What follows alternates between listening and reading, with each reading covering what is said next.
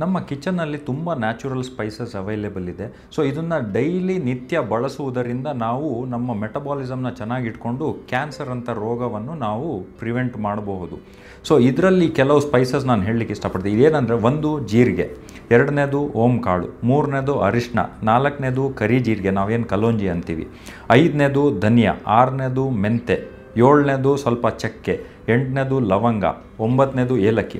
So ಇದನ್ನೆಲ್ಲ ನಾವು daily ಬಳಸುವುದರಿಂದ ಯಾವುದಾದ್ರೂ ಒಂದು ರೂಪದಲ್ಲಿ ಇಲ್ಲ ಬಿಸಿ ನೀರಲ್ಲಿ ಕಷಾಯ ಮಾಡಿ ಕುಡಿಯೋದರಿಂದ ಜೊತೆಗೆ ಅಥವಾ ಪೌಡರ್ ರೂಪಾಂತರದಲ್ಲಿ ತಗೊಳ್ಳೋದರಿಂದ ಇದೆಲ್ಲ ನಮ್ಮ ಮೆಟಬಾಲಿಸಮ್ನ ಚೆನ್ನಾಗಿ ಇಟ್ಕೊಳ್ಳುತ್ತೆ, ಇಮ್ಯುನಿಟಿನ ಚೆನ್ನಾಗಿ ಮಾಡುತ್ತೆ, ಫ್ಯಾಟ್ ಮೆಟಬಾಲಿಸಮ್ನ ಚೆನ್ನಾಗಿ ಮಾಡುತ್ತೆ, ಒಬೇಸಿಟಿ ಅಂತ ಕಾಯಿಲೆಯನ್ನು ಕಂಟ್ರೋಲ್ ಮಾಡುತ್ತೆ. ಈ ಸ್ಪೈಸಸ್ನ ನಾವು ಪ್ರತಿನಿತ್ಯ ಒಂದು ಸ್ಪೈಸಸ್ಸು ಅಥವಾ ಎಲ್ಲ ಸ್ಪೈಸಸ್ನು ಸಮ ಪ್ರಮಾಣದಲ್ಲಿ ಮಿಕ್ಸ್ ಮಾಡಿಬಿಟ್ಟು ನಾವು ನೀರಲ್ಲಿ ಕುದಿಸೋದ್ರಿಂದ ಅಥವಾ ಪೌಡರ್ ರೂಪದಲ್ಲಿ ತಗೊಳ್ಳೋದ್ರಿಂದ ಒಂದು ನಮ್ಮ ಮೆಟಬಾಲಿಸಮ್ ಚೆನ್ನಾಗಿರುತ್ತೆ, ಎರಡನೇದು ಇಮ್ಯುನಿಟಿ ಚೆನ್ನಾಗಿ ಮಾಡುತ್ತೆ, ಮೂರನೇದು ಒಬೇಸಿಟಿ ಅಂತ ರೋಗ ಅವಾಯ್ಡ್ ಮಾಡುತ್ತೆ.